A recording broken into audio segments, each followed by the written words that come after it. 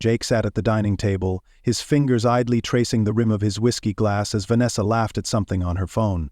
That laugh, it used to make his heart swell. Now it was a warning. A red flag waving right in front of him. He watched her out of the corner of his eye. The way she angled the screen away from him, the way her thumb moved in quick, nervous flicks. She was careful, but not careful enough. She didn't realize how much he noticed. "Something funny?" he asked, keeping his voice light. Vanessa startled slightly, but recovered with a smile.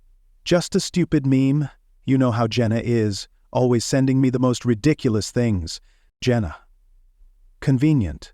His wife's best friend. The one who conveniently covered for her late-night outings. The one who conveniently was going through a divorce whenever Vanessa needed an excuse for a girls' night. Jake had always believed in trust.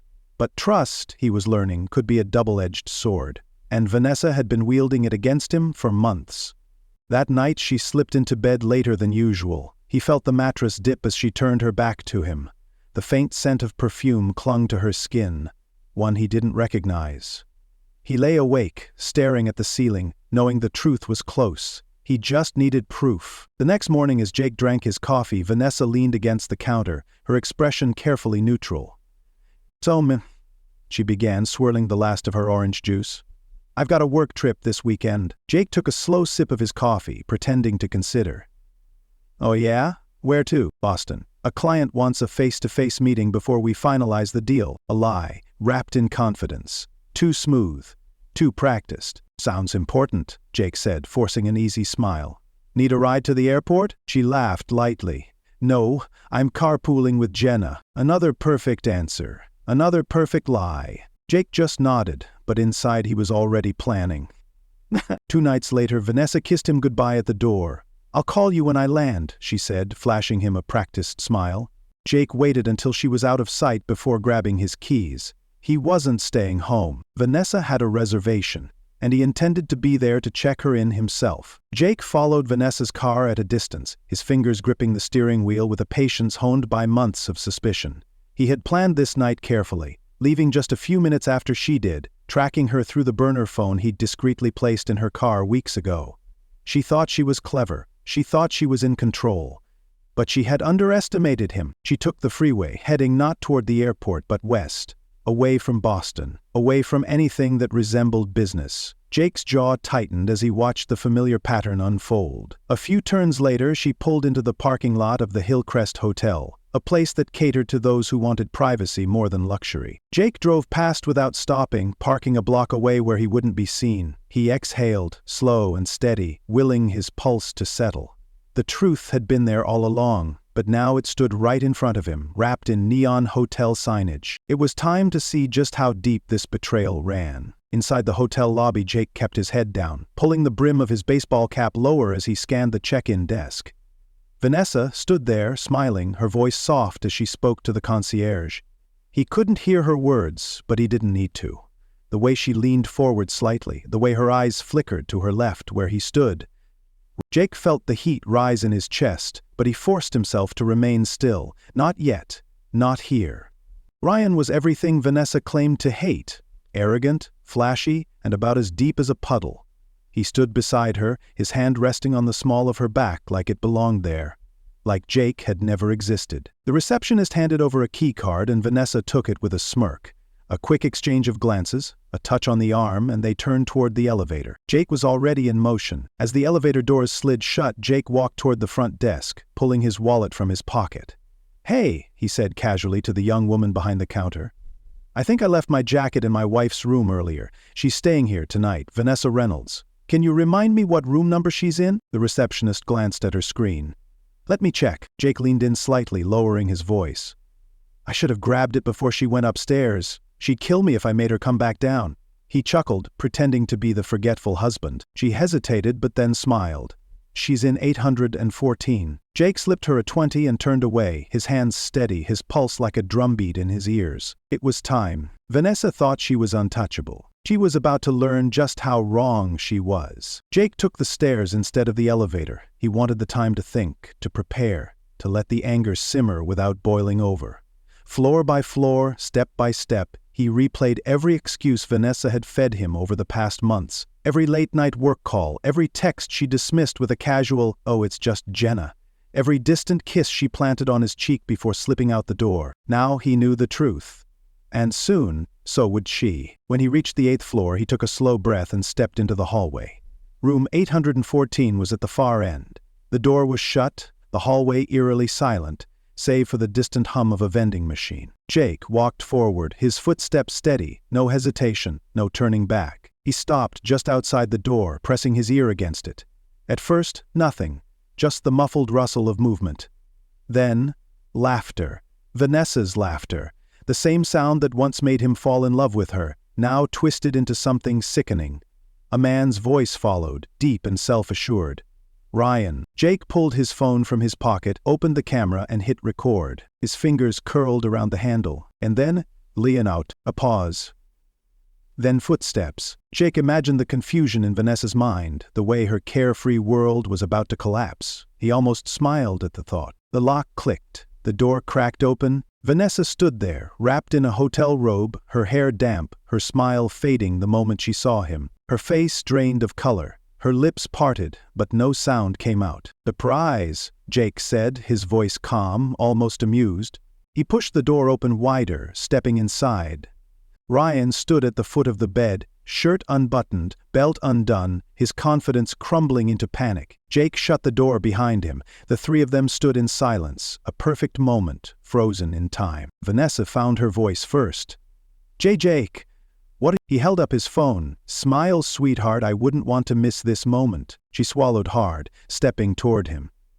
"This isn't what it looks like," Jake chuckled. "Oh really? Because from where I'm standing it looks exactly like what it is." Ryan, ever the coward, raised his hands.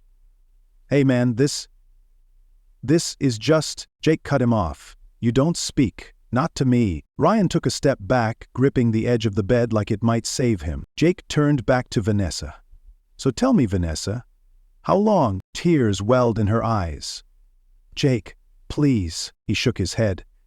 No more lies, no more games, just the truth." She hesitated, then finally she whispered, 6 months. Jake exhaled slowly. He already knew the answer, but hearing it from her lips sealed it. Vanessa and Ryan had played him for a fool. Now it was his turn to play. Jake took a deep breath, letting Vanessa's confession settle in the air like thick smoke. 6 months. Half a year of deception, stolen moments, and whispered secrets. It wasn't a mistake. It wasn't a lapse in judgment. It was a choice. A choice she made every time she left their home, every time she pressed send on a lie-filled text, every time she walked into a hotel like this and into his arms. His grip on the phone tightened. The red recording light blinked steadily. Vanessa took a step toward him, her robe cinched tight, like she could somehow hold together the pieces of her shattered facade. "Jake," she started, her voice soft, placating, pathetic. "Don't," he cut in, his tone colder than even he expected. "Don't you dare try to spin this. You made your bed, Vanessa. Literally." Ryan shifted, running a nervous hand through his disheveled hair. "Look, man," he stammered, his usual arrogance nowhere to be found. I didn't." Jake turned his gaze to him, sharp and deliberate. "You. Shut the hell up." Ryan's mouth clamped shut. Jake took a slow step forward, his eyes locked on Vanessa's. "You had everything," he said, his voice eerily calm. "A husband who loved you, a home, a life we built together. And for what? This?" He gestured toward Ryan, who looked like he wished he could disappear. Tears spilled down Vanessa's cheeks, but they meant nothing to him now. She wasn't crying for what she had done. She was crying because she had been caught. "I never wanted to hurt you," she whispered. Jake let out a bitter laugh. "That's rich, Vanessa. You didn't want to hurt me, but you sure as hell didn't mind destroying me." She reached out, but he stepped back. "Jake, please, we can fix this." He shook his head, almost in disbelief. "Fix this? You think this can be fixed? You think I could ever look at you and not see this?" He gestured around the room, at the unmade bed, at Ryan's unbuttoned shirt, at the discarded wineglasses on the nightstand. Her silence was answer enough. Jake lifted his phone. "Well, if it can't be fixed, at least I can make sure the truth comes out." Vanessa's eyes widened in horror. "Jake, no, please." "Too late," he said, tapping the screen. The video was already being sent. To her parents, to her siblings, to Jenna, the friend who had unknowingly covered for her too many times. Ryan bolted toward him. "Dude, come on, we don't have to." Jake took a step back and smiled. "Oh, but we do." Vanessa sank onto the bed, her head in her hands. The weight of her actions was finally crashing down. Jake had been patient. He had been quiet. But now it was her turn to suffer. Vanessa's sobs filled the hotel room, but Jake felt nothing. Not anger, not satisfaction, just emptiness. He had thought this moment would bring him some kind of release, some final surge of catharsis, but it didn't. The damage was already done, and no amount of her tears could undo it. Ryan, pale and shifting uncomfortably, ran a hand through his hair and took a step forward. "All right, man, let's be real. This is between you and Vanessa." Jake turned on him with a sharp glare. "You really think you're walking out of this unscathed?" His voice was so calm it was almost frightening. Ryan froze. Jake held up his phone again. "That video? It didn't just go to her family, it went to yours too." He smirked. "Oh, and I figured your wife should know what you've been up to." Ryan's face drained of all color. No, you." Jake held up a hand, cutting him off. "I sent it 5 minutes ago. She's seen it by now. You might want to call her before she starts throwing your shit out on the front lawn." Ryan's lips parted, but no words came. Then, as if suddenly realizing the weight of what had just happened, he scrambled for his phone. Shit, he muttered under his breath, turning away as he frantically dialed. Jake almost laughed. Pathetic. Vanessa, still sitting on the edge of the bed, looked up at him, eyes rimmed red. "Jake, please," she begged. "This was never supposed to happen like this." Jake tilted his head. "Oh? How exactly was it supposed to happen, Vanessa? Were you going to string me along for another 6 months? A year? Were you waiting for a better exit strategy before you walked out of our marriage?" She shook her head violently. "No, it wasn't like that. I was—" "Stop lying." The words landed like a slap. She flinched but didn't speak. Jake exhaled, running a hand through his hair. "You know what the worst part is?" He laughed bitterly. "I really did love you. I trusted you." He turned away, staring at the hotel window. "And you made me feel like an idiot for it." Vanessa let out a choked sob, but he wasn't done. "You had everything, Vanessa," he said, shaking his head. "A husband who would have done anything for you, and instead of talking to me, telling me if something was missing, you decided to screw around behind my back." His jaw clenched. "And now? You get to live with the consequences." Vanessa scrambled off the bed and grabbed his arm. "Jake, please, don't do this. We can work through this. I know I messed up, but I love you." Jake wrenched his arm free. "No, Vanessa, you don't." His voice was ice. "You love comfort. You love having a backup plan. You love the security I gave you." He turned toward the door. "But you sure as hell don't love me." He grabbed the handle. Vanessa's voice came again, desperate. "Where are you going?" Jake didn't turn back. She took a shaky step forward. "But what does that mean for us?" This time he did turn, just for a moment. "There is no us." And then, without another word, he walked out. The night air hit him like a wave, cool and crisp compared to the suffocating heat of that room. He took a deep breath, trying to clear the weight pressing against his chest. The hotel parking lot was mostly empty, save for his car and a few others. As he reached his vehicle, his phone buzzed. A message.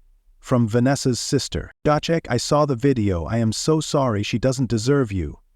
He sighed and slid into the driver's seat. He had spent months feeling like he was losing his mind, doubting himself, wondering if he was just being paranoid. But no, his instincts had been right. He wasn't the fool in this story. Vanessa was. She had gambled everything on Ryan, on a man who was now desperately calling his wife, begging her to believe some half-assed excuse. And Vanessa, he had lost everything. Jake started the car but didn't drive off immediately. He just sat there, staring at the road ahead. A new chapter, a new life, one without lies, without deceit, without Vanessa. A slow, almost relieved smile crossed his face. For the first time in months, Jake finally felt free, and he wasn't looking back.